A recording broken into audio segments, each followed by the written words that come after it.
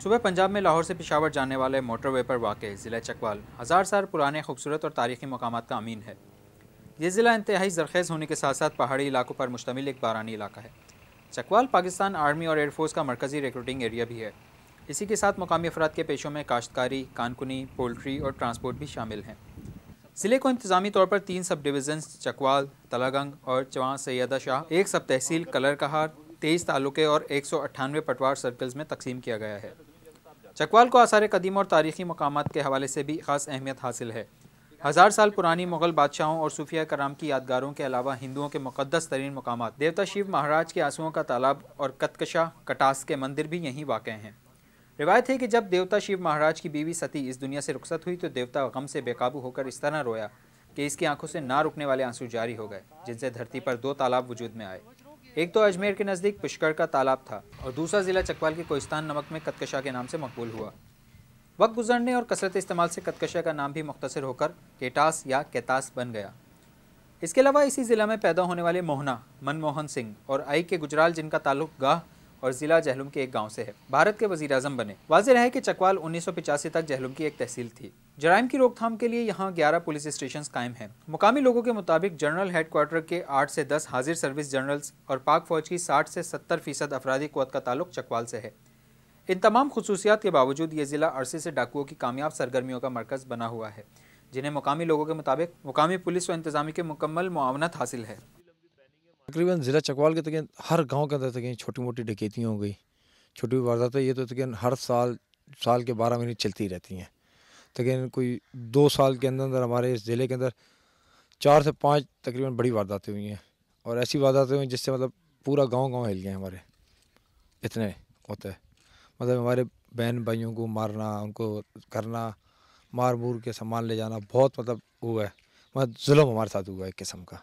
इंतज़ामिया से वो है कि कह रहे हैं पानी के अंदर बुलबुले के हिसाब से, शुरू में बुलबुला उठा, बाद में फट गया, कोई मतलब नहीं है कि हमारे भी एक लिंक रोड बना हुआ है, ये हमारी सहूलत के लिए बना है, लेकिन ये कि हमारे लिए एक किस्म का अजाब बन गया। ये भी तो ना कोई गश्त है, ना कोई जाए रात में, तकरीबन कोई एक बार गाड़ी आ जाए तो आ जाए गश्त की।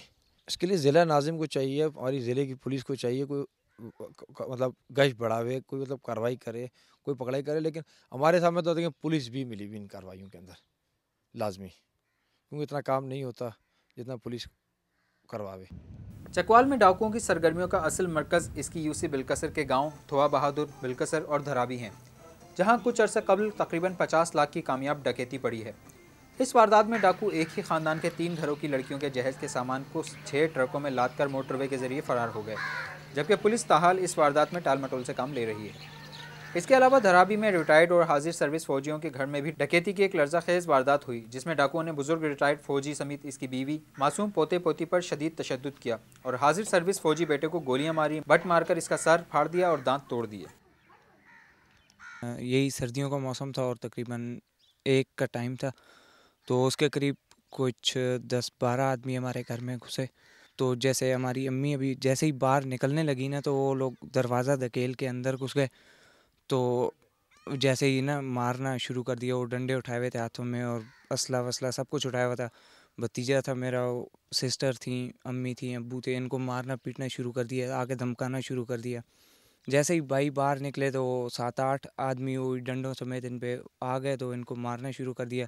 जैसे लकड़ियाँ उठाई हुई थी वो सर में मारी, ऊँटों पे मारी, दांत टूट गए, सर फट गया इनका। जैसे ही इन्होंने उनको पकड़ा, आगे से वो शुरू किया ना, हाथापाई शुरू की, तो उन लोगों ने गोली मार दी इनको। वो हमारी सिस्टर के ज़ेवरात पड़े हुए थे शादी के, वो ले गए। इसके अलावा मामू के काफ़ी पैसे वो पड़े हुए थे, वो अलग से ले गए। इंतज़ामिया बस यही है कि वो यहाँ पे आए हैं। एक दफ़ा हम लोग काफ़ी भाई ने उनको पता नहीं कितनी दफ़ा चक्कर लगाए हम लोगों ने कि ये हमारे साथ हुआ जी, तो आप कुछ करें। बस हर दफ़ा यही जवाब मिल रहा है कि हम लोग कोशिश कर रहे हैं, तो इंशाल्लाह जल्द कोई ना कोई सुराग मिल जाएगा। लेकिन आज 1.5-2 साल होने वाले हैं, लेकिन अभी तक हमें एक आदमी का भी पता नहीं चला। कुछ भी नहीं हुआ। रात को लड़के सोते नहीं अपने घरों में, ये चक्कर चल रहा है यहाँ पे। पूरी रात हम लोग जैसे 1-1.5-2 बजे तक, जैसे ये एरिया टाइम होता है ख़तरे का, इस टाइम तक हम लोग बैठते हैं, रात को जाग के दिन में सोते हैं लड़के। इधर उधर से नौकरियों पे नहीं जा रहे, इसी वजह से ख़तरा इतना है कि कुछ पता नहीं है कि इंतज़ामिया कुछ कर रही नहीं है, कोई ख़ास कुछ नहीं करी। मुख्तसर अरसे में तवातुर से पड़ने वाली कामयाब डकैतियों की वजह से इस इलाके में शदीद खौफ व हरास का आलम है। मुकामी अफराद के मुताबिक डाकू वारदातों के दौरान लूट मार के अलावा खवातीन और बच्चों पर तशद्दुद भी करते हैं, जिसकी वजह से इन इलाकों के नौजवान अपनी नौकरियां छोड़कर घरों में पहरे देते हैं। धराबी में मौजूदा आर्मी चीफ और सदर के खुसूसी दोस्त भी रिहाइश पजीर हैं, जिनसे मुलाकात के लिए सदर कई बार इस इलाके में आ चुके हैं।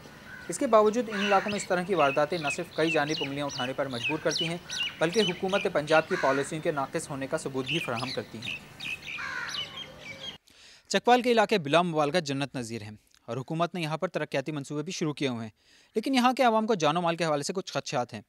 मुतल्लिका इदारों को इनके ये खदशात दूर करने होंगे, वरना पंजाब की तरक्की का यह अमल अधूरा रह जाएगा। मोहम्मद मोहसिन, रोशनी टीवी, दराबी, ज़िला चकवाल।